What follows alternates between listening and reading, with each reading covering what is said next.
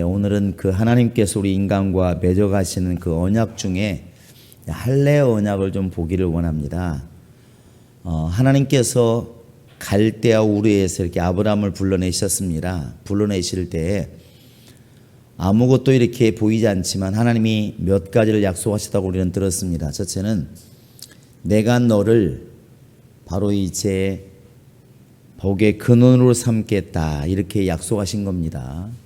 하나님이 아브라함을 복의 근원 삼으신 것은 하나님께서 바로 이 아브라함 혈통 속에 함께 하시겠다는 것이라고 말씀을 드렸습니다.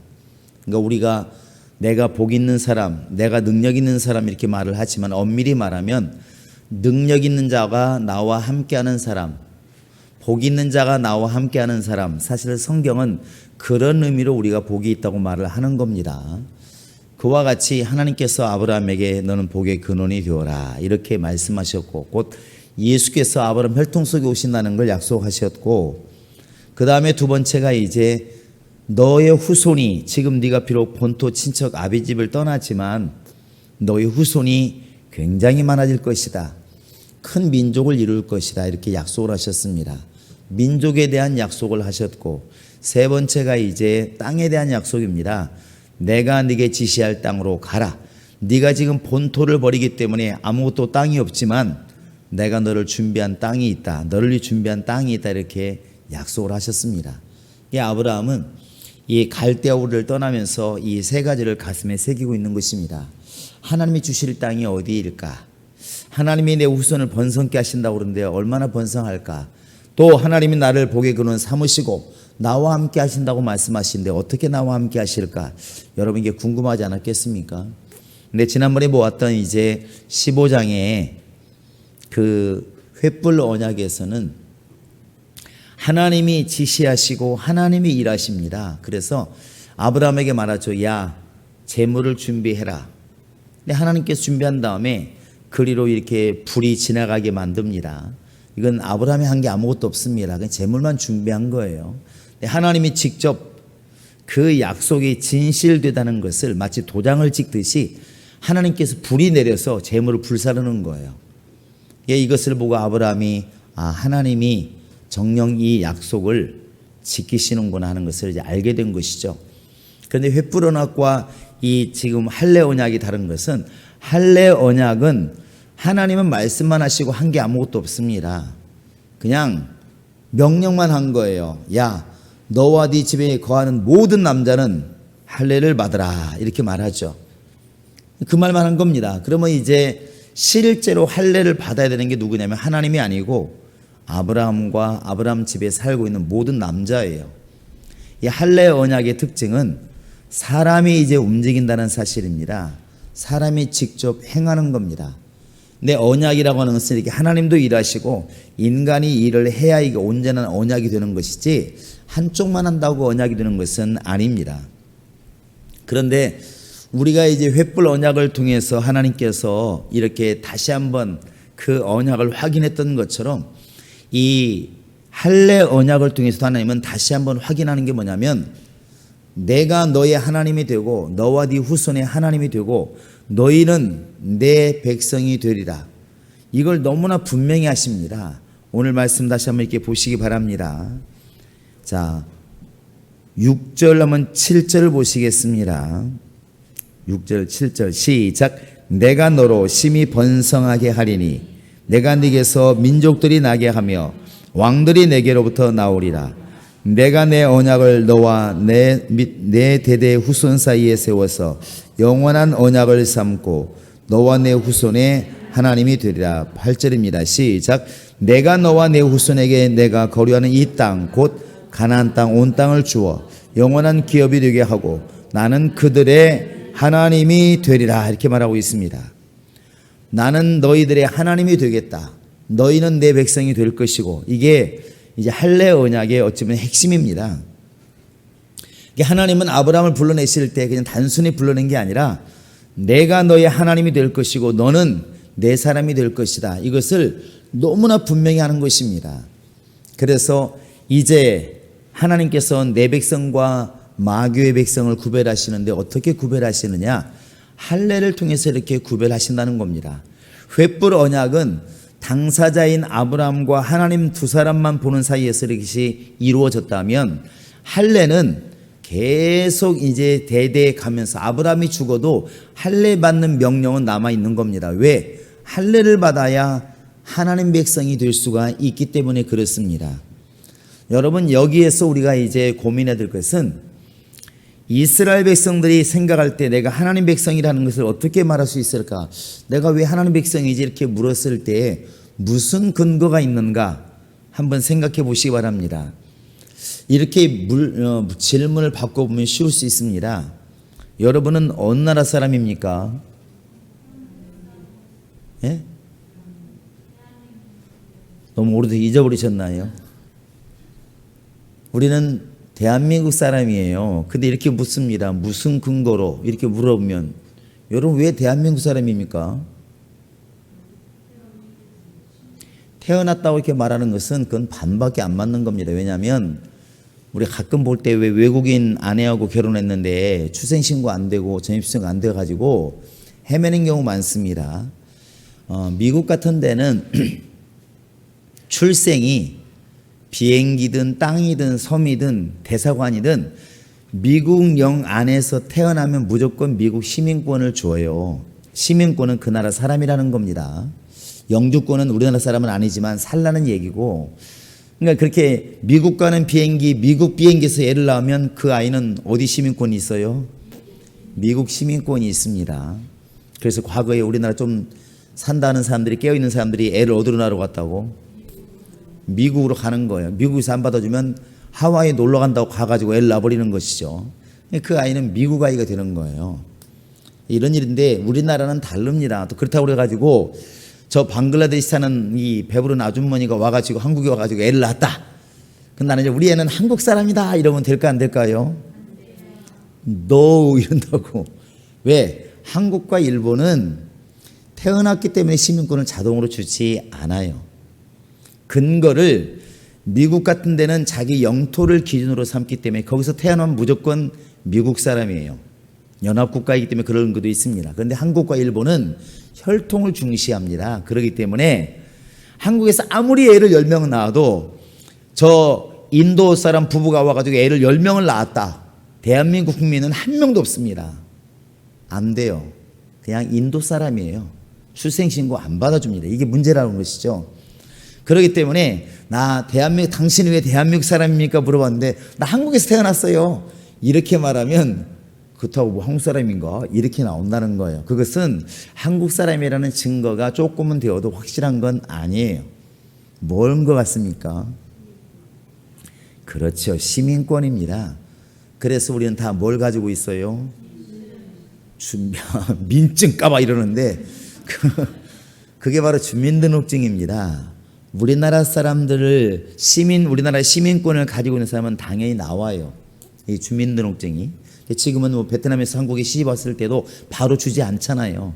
일정 기간 살아야 되고 한국말을 잘하는지부터는 시험도 봐야 되고, 그래 합격하면은 그래 한국 사람 이제는 부를 만하다 그러면 주민등록증을 줍니다. 그게 바로 이제 이 우리나라의 지금 시민권 주민등록증이에요. 그런데 이스라엘 백성들 생각해 보면 우리 아버지가 아브라함이고 이삭이고 야곱이고 다 당연히 유대인 아니야?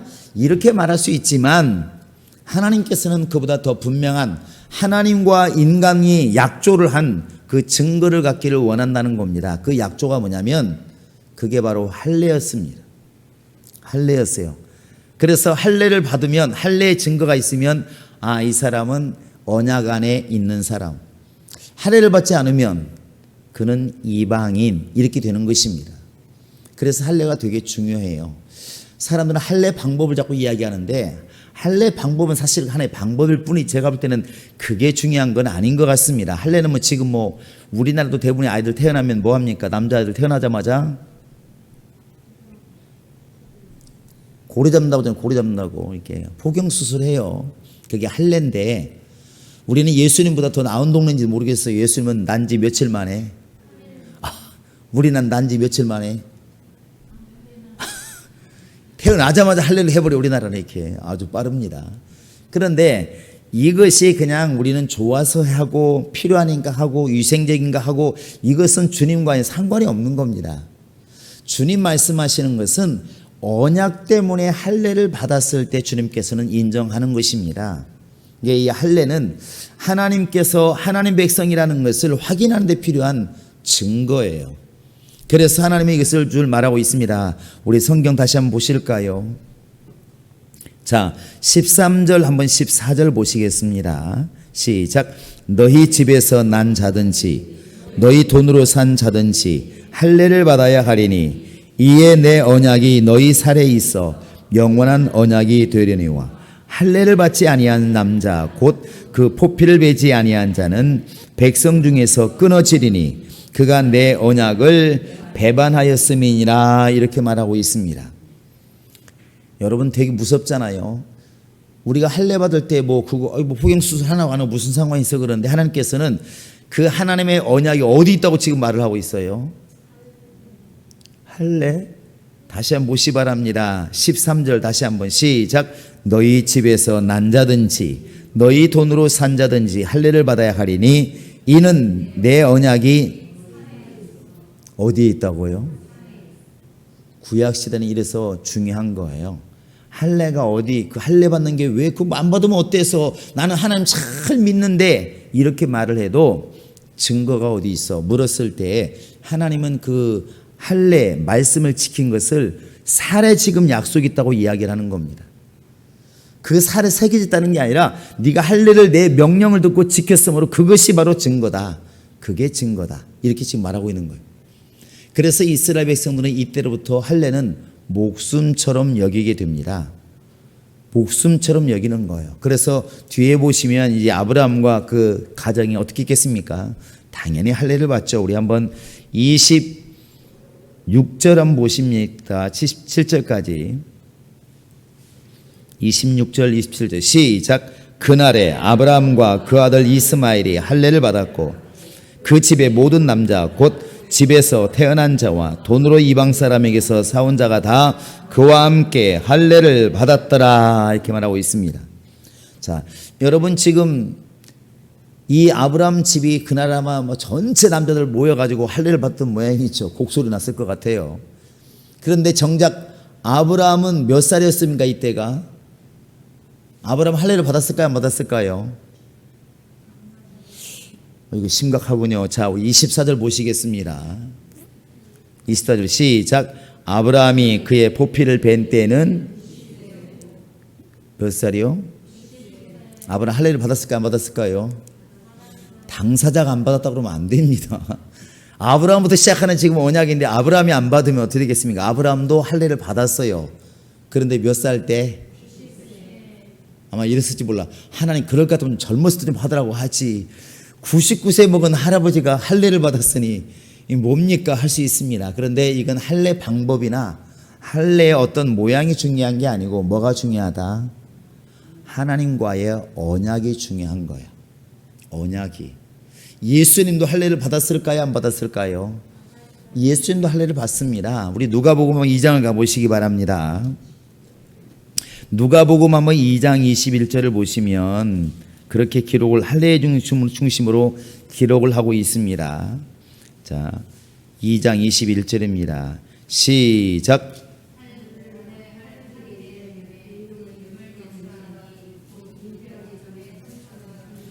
자, 예수님이 태어난 지 8일째 되었을 때 사람들이 이제 다 알고 있고 부모도 알고 있어요. 자, 이제 할례 받을 때가 되었구나. 이것은 이스라엘 백성들에겐 너무나 당연한 일이었다는 것이죠. 한국 사람들에게 태어난 100일 잔치하고 이런 것들이 옛날에 당연했던 것처럼 태어난 지 8일 되면 당연히 할례 받는 것은 뭐 물어볼 것도 없이 그냥 당연한 것입니다. 그러니까 마리아와 요셉도 예수님이 태어난 지 8일 만에 뭐 할 때가 되었다?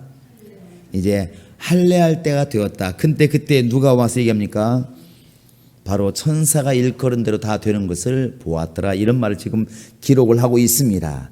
자, 우리 한번 출애굽기 12장을 보시기 바랍니다. 출애굽기 12장. 이스라엘 사람들에게 있어서 절기가 뭐가 중요하냐 그러면 6월절이 제일 중요했습니다. 자, 12장 한번 48절을 보시기 바랍니다. 자, 48절 한번 큰 소리로 읽어보시겠습니다. 시작.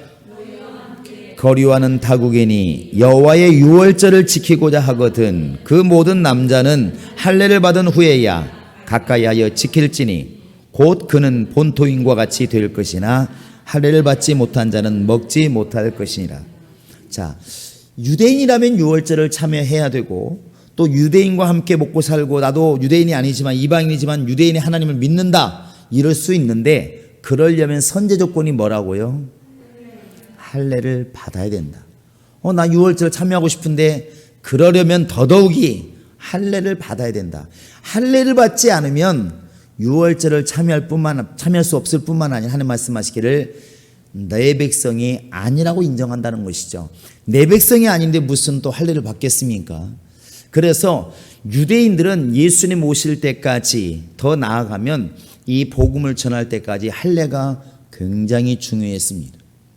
나면은 이때부터 무조건 8일 되면 할례를 받았다는 것이죠.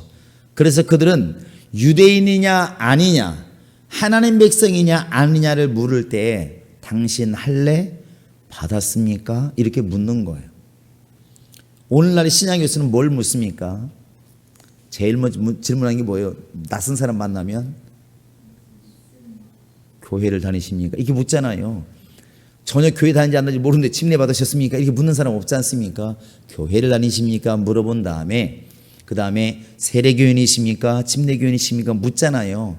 이게 이제 절차가 되는 것이죠. 아마 유대인들도 그러지 않았을까 생각이 듭니다. 왜 하나님께서는 이 할례를 통해서 무엇을 보고 싶어 하셨을까? 왜 횃불 언약에서는 아브라함은 준비만 하고 구경만 하고 있습니다.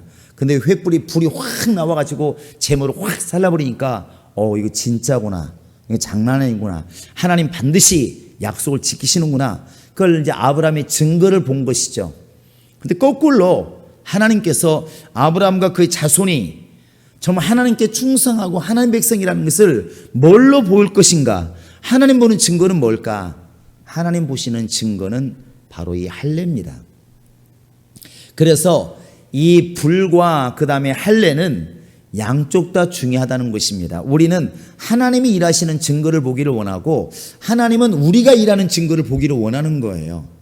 이것이 바로 이제 언약의 중요한 것입니다. 여러분 집을 매매할 때 상대방이 도장 찍었다고 이러면 안심하십니까? 누구 도장을 찍어요? 나도 찍잖아요. 중개인도 찍고 그래가지고 석장 만들어가지고 각장 나눠 가지 않습니까? 이렇게. 그게 약속이에요, 약속. 그러니까 한쪽만 지킨다고 되는 것은 아닙니다. 지금 우리가 북한하고 우리나라를 보시면 알겠지만 우리가 볼 때 북한 잘 약속을 지키는 것 같아요? 안 지키는 것 같아요? 여러분 이 방송 북한으로 가면 여러분 큰일 납니다. 잘 안 지키는 것 같아. 그들이 볼 때는 우리한테 뭐라고 그래요? 그들이 잘 지켜 우리가 안 지켜? 그들은 뭐라고 하냐? 우리 말고 우리가 안 지킨대. 그런데 이제 이번에 탈북자들이 이렇게 막 삐라를 날리잖아요. 열받기는 할 겁니다. 그 나라에서는 이게 전문가가 이해하는 거 보니까 우리가 아무것도 아닌 게 심각하대요. 정보가 없기 때문에 삐라 같은 게 굉장히 중요하고 놀라니까. 그 다음에 확성기후 막 그때 막 난리 났잖아요. 우리 생각에는 그거 무시하면 되잖아요. 근데 확성기후 왜 이렇게 중요하지 그랬는데 그들에게는 이게 굉장히 중요한 게 뭐냐면 이 확성기를 통해서 옛날에는 우리 돼지고기 먹었다 소고기 먹었다 이걸 자랑했대요. 왜냐면 원체 못 먹으니까. 그런데 이제 조금 지나서 80년 90년 지나면서는 유치하잖아요. 그런 게 유치하니까 그때부터 뭐 하냐면 이제 이게 지금 들어와서는 이렇게 그 K-팝이라고 그러나요? 이렇게 막 소녀시대라든 이런 음악을 막 틀어줬대요. 그 청년들이 막 가슴이 뛴다는 거예요. 야, 우리는 왜 저런 음악이 없을까? 우리는 맨 수령님 동기만 찾고 있는데 사람들이 벌렁벌렁 한다는 거예요. 그러니까 이게 요동이 오니까 안 된다는 거예요. 그 다음에 우리나라에 사는 게 뭐냐면 방송에 이런 거 한대. 아침 6시만 되면 오늘은 날씨가 눈이 올 것 같으니까 조심하시오. 그 다음에 이제 오후 1시에 오후에 비 온다는 예보가 있으면 그렇게 예보를 한대요. 12시쯤 오후에 비 소식이 있으니까 정말 친애한 우리 북한 병사 여러분 빨래 있으면 빨리 걷어두시기 바랍니다. 안 걷으면 큰일 납니다. 근데 진짜 비가 오는 거예요. 그 시간 되면. 그게 몇 번 반복되면 어떤 일이 벌어지냐면 그들 입장에서는 야, 남한 사람들은 어떻게 알지 그걸? 왜냐면 우리도 알잖아요. 우리 옛날에 컴퓨터도 없을 때 어떻게 알았겠습니까? 야, 신기하다. 어떻게 알지? 그러면서 이 방송을 신뢰하기 시작한다는 거예요. 그래서 죽어도 방송을 못하게 하고 삐라를 못 날리게 한다는 거예요. 근데 이제 북한에서 넘어온 사람들은 죽을 힘을 다해서 우리 남한 소식을 알려야 된다 그래가지고 계속 날리잖아요. 근데 문제는 이제 그들이 우리를 이제 비난합니다. 가만히 뒀다가는 저들을 가만히 뒀다가는 이제 남한도 가만히 안 두겠다 이렇게 했는데 그동안에 이 법을 어겼다고 자꾸 뭐라고 하는데 가만히 보면 진짜 큰 언약을 어긴 것은 그쪽입니다. 사실 뭐 7.4 남북 공동성명이라든지 뭐 6.19 선언이라든지 이런 거 할 때 보면은 사실 서로 그런 걸 안 해야 되는데 연평도 포를 왜 쐈지? 이런 것들은 이미 어긴 건 삐란 문제가 아니잖아요. 그런데 우리가 그때는 입 다물고 있었습니다. 혹시라도 더 맘상하면 또 그냥 욕했던 사람이 돌돌딘가 봐서 조용히 있는 거예요. 근데 이번에 삐라가 날아가서 문제가 오니까 이제 우리나라에서 삐라 날린 놈이 누구야 죽이겠다고 그러니까 이제 한쪽에서 언론에서는 많이 나온 말이 뭐냐면 아니 저쪽이 어길 때는 아무 소리 못하고 왜 내 자식만 자꾸 때리려고 그러냐 이런 논리가 나온 거예요. 그러면 이참에 그쪽도 많이 어겼지 않느냐. 진짜 어긴 건 그쪽인데 할 말은 해줬으면 괜찮은데 그때는 아무 소리 안 하다가 우리 애들이 조금 심하게 하니까 우리 애만 때려버리면 이게 너무 웃기지 않냐. 이러다 보니까 이제 많이 논란이 되었습니다. 근데 이때 보면은 중요한 게 뭐냐면 언약인 거예요. 수령이 됐든 동지가 됐든 왕이 됐든 서로 언약을 했으면 지켜야 이것이 능력이 있는 것인데 지키지 않으면 무슨 소용이 있습니까? 하나님과 우리 사이도 마찬가지라는 것이죠. 하나님께서 아브라함에게 야 소를 잡아서 짜게 놓아 양을 짜게 놓아 염소를 짜게 놓아 근데 아무 증거가 없어. 하나님이 이거 진짜 이게 약속을 지키는지 아닌지 어떻게 알겠습니까? 그런데 하늘에서 불이 내려가지고 확 이렇게 재물을 살라버리니까 오 하나님 말씀이 진짜구나. 안 지키면 죽겠구나. 이거 느끼잖아요. 딱 섬찟하게 느끼지 않습니까? 하나님께서 반대로 보실 때 우리가 아브라함의 언약 속에 있지 않는가를 어떻게 알겠습니까? 나 아브라함의 친구라고? 나 아브라함 옆집에 살았다고? 하나님 그거 가지고 어떻게 아냐고. 그래서 하나님께서는 내 말을 지키는지 안 지키는지 할례를 해라. 그러면 내가 할례 받은 사람 보고 이 사람은 내 말 때문에 할례 받은 사람이구나. 내 말을 지키는 사람이구나. 그렇게 인정을 하겠다는 것입니다.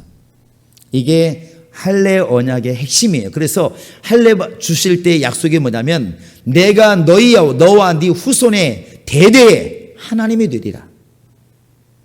이때 너의 대대 후손이라는 것은 혈통만을 말하는 게 아니고 할례 받은 후손을 지금 이야기하는 것입니다. 너의 후손 중에서 설사 이방인이 할지라도 이 할례의 약속을 기억하고 할례를 받으면 내가 그들의 뭐가 되겠다? 하나님이 되겠다 이거예요. 그래서 할례 언약이 매우 중요한 것입니다. 이게 어디까지 가냐면 신약 시대에 사도행전까지 가요. 사도행전 여러분 보시면 알겠지만 자기들끼리 믿을 때는 아무 문제가 안 되었습니다. 아무 문제가 안 됐어요.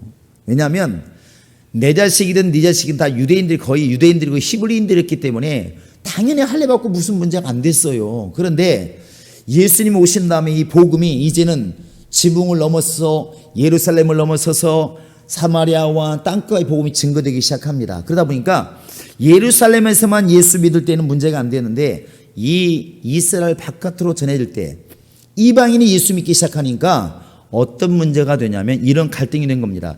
이거 할례를 받게 해야 돼? 말아야 돼? 우리는 날 때부터 할례를 받았으니까 베드로는 날 때부터 할례 받았을 거 아니에요. 그러니까 고민이 안 되는 거예요. 예수 믿어도. 그런데 이제 바울이 전도하고 아볼로가 전도하고 베드로가 전도한 이방인들은 할례를 받았을까요? 안 받았을까요? 디모데 같은 경우도 원래 예수 믿을 때 안 받았습니다. 나중에 바울이 일부러 받게 만들지만 그것도 죽어도 받아야 되기 때문에 받은 게 아니고 유대인들이 하도 그들을 갖다가 이렇게 할례 안 받은 사람이고 사역을 못하게 하니까 그냥 사역을 해서 그냥 받았으면 좋겠다. 이렇게 나중에 억지로 받게 만드는데 바울이 말하잖아요. 이것은 할례가 죽어도 필요한 건 아닌데 저들이 하도 요구하니까 그냥 그렇게 해라, 이런 식이었던 것입니다. 그런데 이 문제가 어디까지 가냐면 예루살렘에 큰 문제가 됐습니다. 그래가지고 이제 이 유대인들이 이런 논란이 생긴 겁니다. 야, 이방인들이 지금 수천 명, 수만 명이 예수를 믿는다고 하는데 그들이 할례도 안 받고 어떻게 하나님 백성이 될 수가 있겠느냐. 분명히 하나님 말씀하시기를 할례 받은 자만이 하나님 백성이요, 할례 받은 자만이 하나님이 되신다고 말씀하셨는데, 아무리 예수 믿어도 할례를 받지 않았으면 그는 하나님 백성이 될 수 있다 없다? 없다고 본 거예요. 이게 우리가 지금 단순히 공부하는 정도가 아니고 그들은 목숨처럼 여겼던 것입니다. 이게. 그래서 베드로가 고넬료 집에 가서 복음을 전한 것은 잘한 겁니까, 못한 겁니까? 이것도 고민스러운가요? 베드로가 고넬료 집에 하나님 말씀을 따라서 환상을 보고 가서 복음을 전했어요. 그 가정이 다 예수 믿고 성령 받았습니다.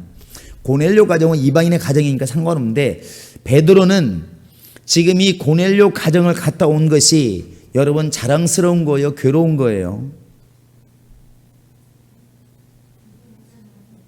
주여, 여러분은 불신자 집에 가서 전도하면 마음이 괴로우십니까? 내가 불신자 집에 들어갔도다. 괴로워요? 근데 이게 베드로마저도 캥기는 게 있는 거예요. 자, 우리 한번 사도행전 11장을 보시기 바랍니다. 그 당시 그 사람들이 얼마나 갈등하고 이 할례라고 하는 것이 얼마나 큰 문제였는가를 지금 말씀을 드리고 있는 겁니다. 자, 11장 1절부터 한번 보십니다. 3절까지 시작. 유대에 있는 사도들과 형제들이 이방인들도 하나님의 말씀을 받았다함을 들었더니 베드로가 예루살렘에 올라갔을 때 할례자들이 비난하여 이르되 네가 무할례자의 집에 들어가 함께 먹었도다 하니. 자, 뭐라고요? 우리 같으면, 지금 같으면, 야, 베드로가 정말 고넬료 집에 가서 복음을 전했대, 성령이 다 임했대, 할렐루야, 그러고 막 간증이 될 텐데, 이 당시에는 복음을 전한 건 큰 문제가 아니고 무할례자의 집에 들어가, 쉽게 말하면 할례 받지 않는 집에 들어갔다, 이건 큰 문제예요. 쉽게 말하면 안 믿는 사람이, 아니 믿는 사람이 마치 불교 신자하고 같이 먹고 마시면 제사를 드렸다, 이렇게 생각하면 난리가 날 거 아니겠습니까? 똑같은 거예요. 그러니까 그 당시에 예루살렘의 할례자들이 당신은 어떻게 할례 받은 사람으로서 할례 받지 않은 집에 들어갔다 나올 수 있습니까? 복음을 전한 얘기는 없어요.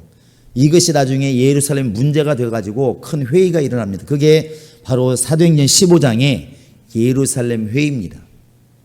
그때 이제 바울과 베드로가 막 외치는 건 뭐냐면, 아니 우리도 힘들어서 지 못한 이 법을 왜 이방인들까지 정역하게 만드느냐, 이방인들은 좀 쉽게 예수 믿게 하자, 이렇게 말을 했고, 유대인들은 쉽게 믿는다 할지라도 지킬 건 지켜야지 할례를 받게 만들자, 이렇게 막 싸움이 일어난 것입니다. 그 나중에 야고보가 일어나가지고 결론을 짓죠. 우리가 율법을 제대로 지키냐?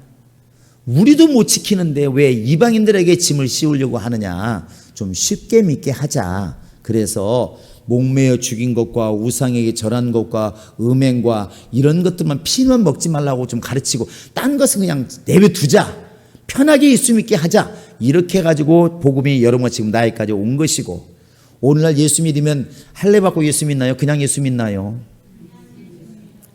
여자들이 어떻게 잘하는지는 모르겠지만 어쨌든 지금 신약교회는 뭐 예수 믿는다고 당신 오늘 교회 왔어요? 그럼 다음 주에 할례 받아야 됩니다.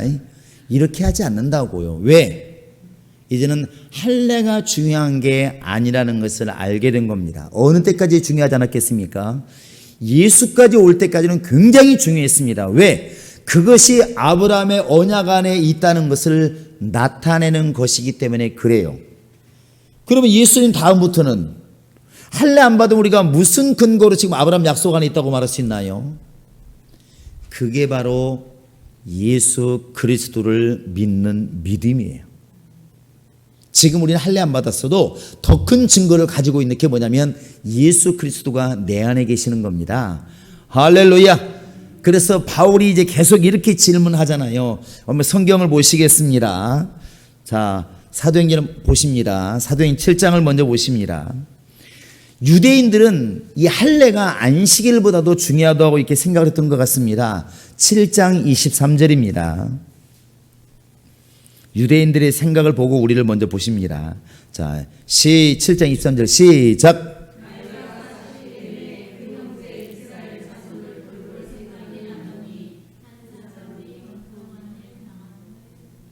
다시 한번 크게 시작.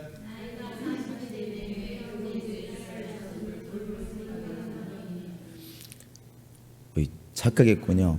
요한복음 7장을 보시기 바랍니다. 이것은 지금 이제 모세액이라고 있고, 자, 요한복음 7장 보십니다. 23절.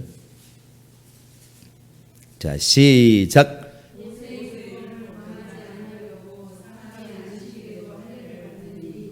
자, 율법을 지키려고 하다 보니까 안식일도 중요하지만 안식일을 범해서라도 뭘 하고 있더라? 할례를 하고 있더라. 그만큼 유대인들에게서는 할례가 엄청 중요했다는 것입니다. 그런데 예수를 제대로 깨달은, 사실은 바울은 우리보다 훨씬 율법을 잘 알잖아요. 율법의 가정에서 태어났고 유대인이고 너무 잘 알아. 근데 그가 예수 믿고 깨달은 게 뭐냐면, 주님이 알게 하신 게 뭐냐면, 아하, 할례는 예수 그리스도를 통해서 이제 많이 변했구나. 마치 육체에서 영혼으로 가는 것처럼 많이 변화가 있구나 하는 것을 알게 된 것입니다. 그래서 그때부터 어떤 주장을 하냐면, 이제는 육신의 할례를 중요하게 생각하지 말고 마음의 할례를 받자, 이렇게 말을 해요. 자, 로마서 4장을 보십니다. 자, 로마서 4장 10절입니다. 로마서 4장 10절. 자, 10절 11절입니다. 시작.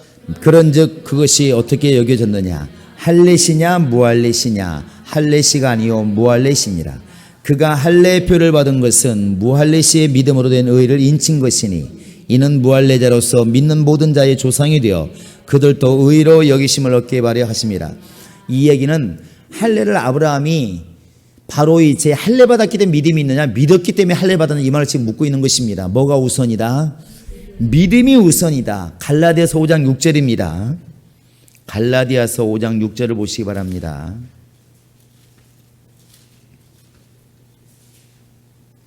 자, 시작. 그리스도 예수 안에서는 할례나 무할례나 효력이 없으되 사랑으로서 역사하는 믿음뿐이라. 뭐만 있다? 믿음만 있다. 너희가 지금 유대인은 할례 받았다고 자랑스럽게 하나님의 백성이라 말하고, 어떤 사람은 할례 못 받았다고 기가 죽어 있고 그러는데, 그럴 필요 없다. 할례 받고 안 받고가 지금 중요한 게 아니고 예수 그리스도를 믿는 믿음이 있느냐. 구약에서는 아브라함 안에 있어야 되는데 그게 아브라함에 있다는 것은 할례 때문에 분명히 표시가 나는 것처럼, 이제 신약에서는 예수 안에 있어야 되는데 그 예수를 안에 있는 것은 믿음밖에 없다는 것입니다. 그래서 믿음으로 이야기를 하고 있어요. 자, 우리 다시 한번 보시겠습니다. 자, 다 같이 로마서 2장을 보십니다. 로마서 2장 29절입니다. 바울이 외치고 싶은 것은 이 말씀입니다. 자, 로마서 2장 28절 29절 읽습니다. 시작. 무릇 표면적 유대인이 아니요 표면적 육신의 할례가 아니니라. 오직 이면적 유대인이며 할례는 마음에 할지니 영에 있고 율법 조문에 있지 아니한 것이라. 그 칭찬이 사람에게서가 아니요 다만 하나님에게서니라. 아멘. 자, 할례를 갖다 계속 설명하면서 할례를 설명하면서 육신의 할례가 과거에는 중요했다. 예수님 오시기 전까지는. 그런데 예수님 오신 다음부터는 육신의 할례도 중요하지만 진짜 중요한 것은 무슨 할례가 중요하다? 마음의 할례가 중요하다. 그 마음의 할례가 뭘까요? 그게 바로 예수 그리스도를 믿는 믿음이라고 이야기를 하는 것입니다. 그리고 따라하시기 바랍니다. 구약에서는 할례 받음으로 아브라함의 언약 아래에 있고, 신약에서는 예수의 믿음이 있으므로 하나님의 약속 아래에 있다. 그래서 예수 그리스도를 통해서 이 할례가 지금은 완성되었다고 볼 수가 있는 거예요. 우리가 예수님 이런 말씀하십니다. 나는 율법 폐하러 온 것이 아니라 율법을 완성하러 왔다. 오늘은 그런 구도를 한번 고민해 보시기 바랍니다. 자, 여러분 안식일의 완성이 누굴까요? 예수님. 주일이라고 그러는데 주일 아닙니다. 자꾸만 오늘날 교회가 어려운 게 뭐냐면 안식일을 똑같이 날만 생각하니까 안식일을 그러고 주일 이렇게 설명을 쉽게 해요. 율법과 복음 이게 아니라니까 그래요. 율법과 바로 이제 선지자, 바로 이제 율법은 왜 이게 법이잖아요. 신약에 오면 진리의 법, 이렇게 봐야 법과 법이에요.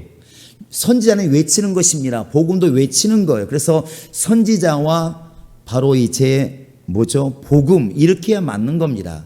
그러면 우리가 자꾸 안식을 갖다가 주일로 해석하려고 그러니까 말이 안 맞는 거예요. 그러면 우리가 율법처럼 이렇게 막 주일날은 차도 몰고 가지 말고 땀도 나면 안 되고, 그럼 밖에 음식 준비하는 사람 큰일 난다고, 돌로 쳐 죽여야 된다고. 이 뭐가 안 맞는 거, 어디까지 지켜야 돼, 어디까지 안 지켜야 되는가, 이렇게 되는데, 율법을 완성한 것은 주일이 아니고 바로 예수님이십니다. 그래서 안식일 어겼다고 그러니까 예수님 말씀하시기를, 야, 안식일 주인이 여기 있는데 뭔 소리야? 이렇게 나오는 거예요. 안식일 주인 여기 있는데 뭔 소리 하고 있지? 이렇게 되는 겁니다.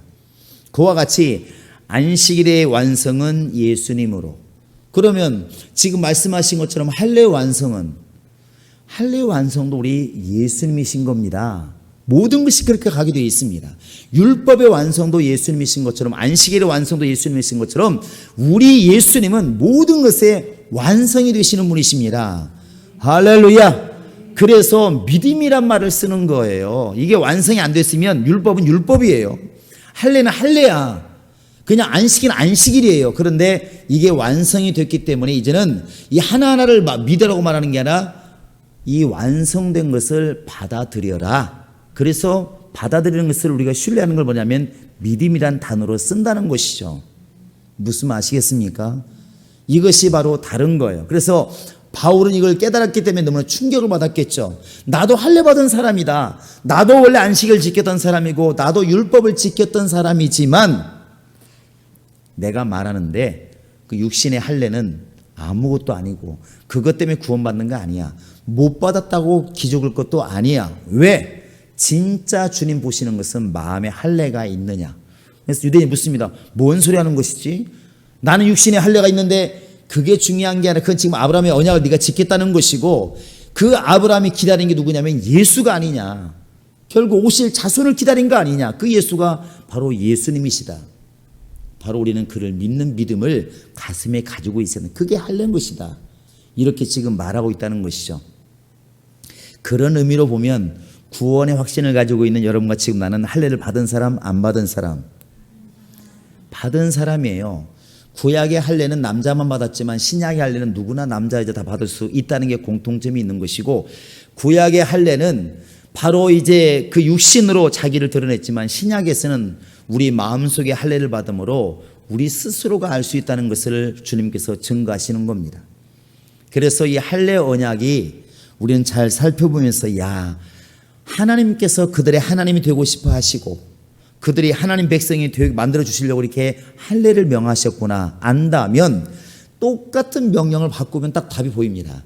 예수를 통해서 하나님 우리의 누가 되시고 이제는 아버지가 되시고, 내가 예수를 내가 내 마음에 모심으로 나는 아버지의 누가 되고 아들이 되고, 똑같은 방식이라니까 그러네요.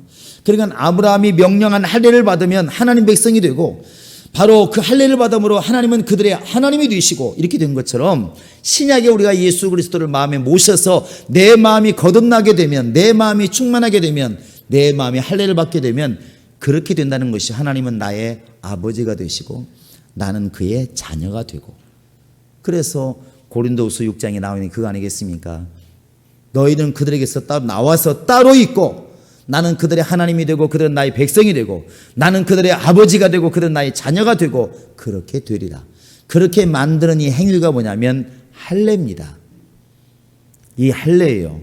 이 초대교회의 복음을 전할 때 이게 혼란스러워서 할례를, 예수 믿어도 할례를 받아야 된다 이렇게 전했지만 지금은 정리가 되어서 이제 그렇게까지 주장한 사람은 없습니다. 다만 여러분과 나는 분명히 알 것은 이 당시에 구약 사람들이 얼마나 할례를 중요하게 생각했는가. 안식일을 범해서라도 할례는 받아야 된다. 안식일보다 위에 있는 것이 할례라고 생각했습니다. 그 오늘날 우리가 이걸 적용시키면 이런 거 아니겠습니까? 주일이 중요하고 다른 것도 중요하지만 그보다 더 중요한 게 뭐냐면 예수 그리스도를 믿는 믿음을 내 안에 가지는 것이다. 여러분, 이 믿음을 가지고 할례를 완성하시기 바랍니다. 이 할례가 있을 때, 내 마음에 예수 그리스도를 주로 모시는 믿음이 있을 때 하나님은 나의 아버지가 되시고 나는 그의 자녀가 될 수가 있는 것입니다. 이제부터 여러분들도 당당히 외치시기 바랍니다. 나는 마음에 할례 받은 사람이다. 나는 이제 하나님의